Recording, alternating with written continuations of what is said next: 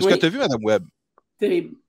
OK. Ben écoute, une catastrophe. est-ce que tu me permets de te garder quelques minutes? Parce que je pense que tu es la seule qui l'a vu. Moi, je voulais parler un peu de. Oui, parce que je pense qu'il n'y a personne qui l'a vu. Je voulais juste voir, tu sais, comme parler de ce qui se passe avec les critiques et tout ça.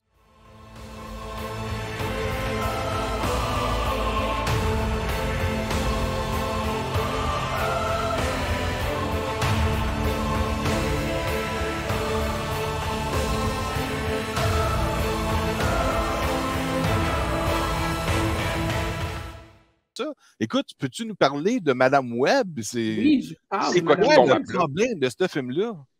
Donc, écoute, Madame Web, pour ceux qui ne savent pas, c'est un personnage de BD qui est apparu, je pense, en 1987, si je me trompe pas. Ouais, mais elle était présente dans la série de Spider-Man des années 90. Voilà, c'est ça, dans le Spider-Verse. Sauf que Madame Web, c'est un personnage qui est mystique, qui a une influence ou une connotation sur le Spider-Verse. Donc, c'est comme s'il était à l'extérieur de ça, avec des pouvoirs de clairvoyance, bien évidemment, pour voir tout ce qui se passe dans le Spider-Verse avec tous les Spider-Man ou Spider-Woman ou Spider-Person. Elle est comme un mix, un amalgame de Randall, tu sais, celle qui est dans le film de Thor, là, qui est jouée par Idris Elba. Oui, c'est comme un mélange de Randall et de la complexité. Endel.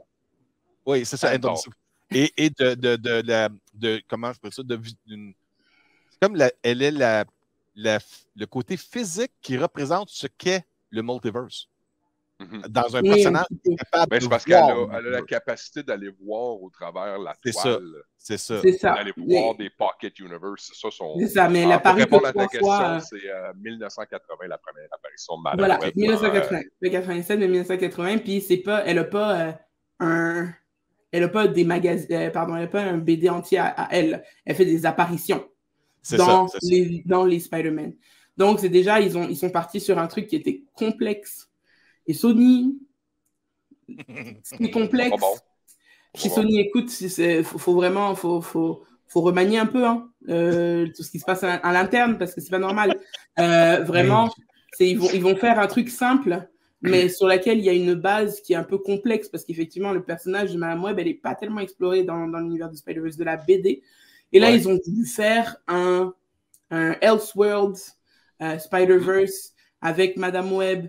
Je vous spoil absolument rien parce qu'il sert à rien, mais comme le chum de Cassie Webb, donc Madame Web, il s'appelle Ben Parker, mais ça, ils l'ont pas exploité là. C'est juste Ben Parker. Le gars s'appelle Ben Parker. C'est là genre, ok. Mais Marie, moi je m'étais préparé à parler un peu de ce que moi je vois de bien et de mal dans les films de Sony, parce qu'il y a du bien aussi. Quand tu parles de complexité, on s'entend-tu que les deux films animés de Spider-Man Into the Spider-Verse et Across the Spider-Verse sont incroyablement bien faits? C'est incroyable, ils ont mérité leurs Oscars, mais par contre, pour tout ce qui est MCU en live action, sauf quand Disney s'en mêle, parce qu'on est bien d'accord que tout ce qui est Spider-Man, Homecoming, No Way Home, Far From Home, ça, il y a Disney dedans parce qu'il y a des personnages de Disney qui sont dedans, donc Disney a supervisé ce qui se passait. Non, mais je vais te montrer des belles réussites. Je vais te montrer des belles réussites. Là. La trilogie de Tobey Maguire.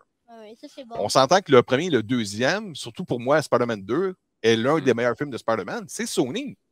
Mais ça, c'est Sony avant. Amazing Spider-Man sont quand même pas si pires que ça. Là. Ils sont pas si pires que ça, mais c'est du avant. On a l'impression que c'est pas les mêmes gens qui travaillent les films de Venom génération en génération. Sont quand même de bonnes réussites commerciales et ce qu'on appellerait des guilty pleasures dans l'univers. Carnage is not a guilty pleasure. Genre, le gars, il a changé de coupe de cheveux, de genre la scène post-crédit, enfin bref, pour finir avec perruque, c'est pas la même personne qui s'occupe des perruques. Mais c'est ça, exactement. Mais tu sais, c'est pour finir pour Madame Web, le problème, c'est que... La comparaison avec Madame Web, ça... Non, même ça, en fait, il n'y a pas de comparaison à faire. Oh ouais! Il n'y a pas de comparaison parce que Madame Web, on est en dessous de tout. Le film au montage, le montage a été... oui, j'ai des mots très durs. Le montage a été trop découpé. Il y a des plans, des plans turcs ou des trucs comme ça en angle. Des trucs comme ça, à un moment donné, c'est, si tu veux, le plot twist, enfin, le plot, tout simplement. Ouais. Il nous est révélé que 45 minutes inside the movie. Donc, pendant 45 minutes, tu vois juste une paramédic qui court un peu partout. Et puis, ouais, Morbius, ouais. Tu vois juste une paramédic. Si t'as pas lu ça, t'as pas le droit de bitcher le film. Je parle pas de Morbius, moi, je parle de Madame Web. Hein. Non, replace la bonhomme en rouge dans le fond, là-bas. Si t'as pas lu du Morbius, t'es pas en mesure. C'est un merveilleux film. Voilà, c'est juste le problème avec Madame Web, c'est qu'on a un petit problème de montage. Ouais. Ça, c'est technique. Donc, au niveau technique, des fois, les images, les plans, ça va trop vite, c'est trop flou. On ne comprend pas pourquoi. On ne comprend pas, pourquoi. Vraiment, c'est qu'est-ce qui se passe. Ensuite, le deuxième point, c'est vraiment, je crois que les films chorales, il y a un problème avec un film choral quand tu prends certaines actrices, certains acteurs, mais là, on va parler d'actrices parce que voilà. Là, tu as le gars qui joue dans The Serpent. J'ai oublié encore une fois son nom. Mon ami avec qui je suis allée voir, elle l'a vu, elle fait comme « Oh my God, c'est nanana » et j'ai oublié son nom. Le méchant. Ouais. Qui est français. Malheureusement, comme dans certains autres films, c'est pas juste dans ce film-là, je pense qu'ils reprennent vocalement parce qu'il y a des mots qu'il a dit sur le coup que c'était peut-être pas ça exactement, c'était un peu à côté. Et donc, du coup, on voit ses lèvres sont pas synchronisées avec ce qu'il dit. Ah, puis ça paraît? Oui, ça paraît. Je suis vraiment désolée. La prochaine chose, tu vas me dire, il y avait une moustache. Hein? Et la prochaine chose que tu vas me dire, c'est qu'il y avait une moustache, puis ils ont essayé de le cacher avec du CG. Non, c'est pas, on n'est pas dans, on n'est pas dans Joss Whedonverse, là. Enfin, donc là, on est sur du vraiment, ça fait un peu mal aux yeux au niveau visuel, parce que ça va un peu partout, et quand on comprend qu'est-ce qui se passe, parce que bon, à force de la voir en mode, en ambulancière, aller secourir tout le monde, puis qu'on comprend qu'elle commence à voir dans le futur, là, c'est juste que c'est compliqué d'adhérer à ce film. Les actrices, Dakota Johnson, avec toute la sympathie que j'ai pour elle, parce qu'il en faut du courage pour avoir fait 3 films de 50 Shades of Grey et d'avoir continué sans honte et sans complexe. Elle a fait une campagne publicitaire atroce, mais en même temps, c'est parce que, et j'ai lu l'article dessus, les actrices se sont fait mentir sur le fait qu'elles allaient faire partie du MCU, en fait. Ils les ont embarqués là-dedans. Donc, elle était là en mode, oui, c'est super cool. Elle était là, genre, mais où tu vas, ma chérie? Tu vas nulle part. c'est les personnages de Disney qui vont dans les Sony, pas l'inverse. Bref. Donc, déjà, et surtout, j'ai l'impression que à cause du montage, on voit parfois, elle est vraiment motivée, donc elle donne vraiment son 100% en tant qu'actrice. Et des fois, elle ne le donne pas. Sydney Sweeney, donc celle qui joue dans Euphoria, j'ai l'impression qu'elle a été castée pour 2 trucs. Parce qu'elle allait ramener la foire Euphoria. Donc, celles qui voient leur nom, qui ont vu Euphoria, j'aime cette actrice, donc je vais aller voir le film. Et deuxièmement, je pense qu'ils voulaient la faire jouer dans un film où il y avait encore une Cassie et une Maddie, comme dans Euphoria. T'sais. C'est comme une vieille blague, là, un running gag un peu. T'sais. Puis le problème, c'est qu'avec toutes ces autres actrices-là et tout le temps qu'ils avaient, elle est éclipsée. C'est-à-dire que la première scène où on la voit, on comprend, je savais même pas que c'était elle. Après, ils zooment un peu sur son visage, je suis ah mon Dieu, c'est elle, ok. Ouais, ça, c'est la blonde qui joue une rouquine dans un film de Spider-Man. C'est la blonde qui joue une rousse. Ça, c'est le syndrome de tous les films de Spider-Man. Les blondes jouent des rousses et les rousses jouent des blondes. Des blondes, ouais. C'est le syndrome des films de Spider-Man. J'ai jamais compris ça. Et puis, mais le problème, c'est qu'elle est éclipsée par les autres. Elle est éclipsée par les autres et les autres s'éclipsent entre elles. Parce que Dakota Johnson, son problème, c'est qu'elle est tellement beige que elle, c'est 50 Shades of Beige, cette femme, en fait. C'était pas le meilleur casting pour ce film-là. Même dans le montage. Elle ressemble pas tout à Madame Webb, là. Ben, Madame Webb, c'est une vieille femme aveugle, quoi. C'est juste à la fin, ils ont fait un genre de professeur X à la fin. Et surtout, ce qui m'avait beaucoup dérangé, c'est des trucs que, en tant que fan du MCU, tu vois que Sony, ils comprennent qu'ils peuvent pas ramener certains personnages du MCU, donc ils font tout comme. À un moment donné, dans le film, tu as genre une espèce de morceau de béton qui tombe, et ça ressemble à un shield, et là, ils commencent à protéger des projectiles, les filles, avec ce shield, mais à la Captain America, quoi. Et j'étais juste là, mais pourquoi vous allez là? Pourquoi vous faites ça? Il y a vraiment des moments dans le film où ça aurait été bon, mais ils ont pas travaillé, et du coup, c'est allé nulle part. Et pour cela, je donne un 3 sur 10 à Madame Webb. 3 sur 10 parce que Minger, j'avais donné 2 sur 10, puis c'est vraiment atroce. Mais vraiment, Madame Webb, il manquait juste qu'il chante toutes les 5 minutes pour plomber l'ambiance. Et je suis contente de savoir que probablement à cause de leur démarrage catastrophique au box-office, il n'y en aura pas de sequel. Parce qu'ils ne peuvent pas fonctionner avec ça. Donc au moins, c'était comme arracher un band-aid, c'est une fois, c'est fini. Voilà. Est-ce que tu peux juste me confirmer de quoi? Puis je pense que Stéphane aussi qui va te poser une question. Mais j'ai entendu parler que le méchant veut tuer les filles à cause qu'il y a une vision comme quoi tu fais piquer à l'extérieur d'une fenêtre, mais qu'il y a une scène où est-ce qu'il saute d'un building de 30 étages et atterrit sans problème. Qui saute d'un building de 30 étages. Ouais, on voit même dans l'annonce lorsqu'il saute et qu'il arrive sur un taxi. Là, il saute d'un building de très très haut. Non, c'est pas un building. Non, c'est comme. Il était comme en haut. Il était comme sur un billboard, mais qui était comme à 2 mètres. À 2 étages au-dessus. OK, ouais, mais il a peur de mourir, de se faire pitcher d'une fenêtre, mais il est capable. Non, mais parce qu'en fait, c'est pas la fenêtre, c'est parce que dans sa vision, on lui a pris son araignée qui donne les pouvoirs, parce que visiblement, il doit peut-être se faire mordre plusieurs fois, ou en tout cas, peut-être qu'il n'arrive pas à absorber toutes les capacités de façon prolongée de cette araignée spéciale. Et on lui aurait dérobé son araignée, et à cause de ça, il vieillit, et il dépérit, et il n'a plus de pouvoir, et donc il devient vulnérable aux autres, en fait. Et c'est ça, je crois. Mais ça même, tu vois, ça c'est quelque chose que j'ai dû déduire par moi-même. C'était pas clair dans le film. Stéphane, tu avais peut-être une petite question, vite? Ben, c'est juste parce que j'écoutais la question que je me posais, étant donné que Dakota Johnson est reconnue pour 50 Shades. Des fois, les acteurs vont prendre un rôle justement pour casser l'image de tout ça. Moi, c'était pas un film pour... C'était pas un truc pas le pour bon casser, film. hein. Elle a pas bien choisi son film pour... Ça, c'était pour casser la tier league et prendre le chèque, hein. C'était pas pour casser le rôle. Parce que vraiment, c'est...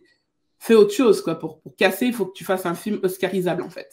Non, mais c'est carrément un méchant contraste là, entre les deux. Là. Si tu prends quelqu'un qui fait des... non, mais elle a le même... Son problème, c'est un peu... Benoît, amenez Twinkie, gassez Twinkie!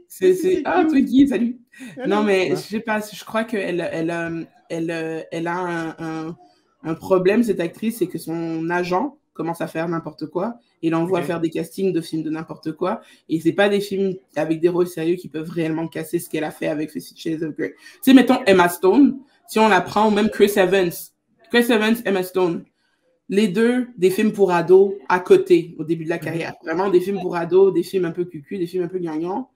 Et ensuite, boum, des blockbusters.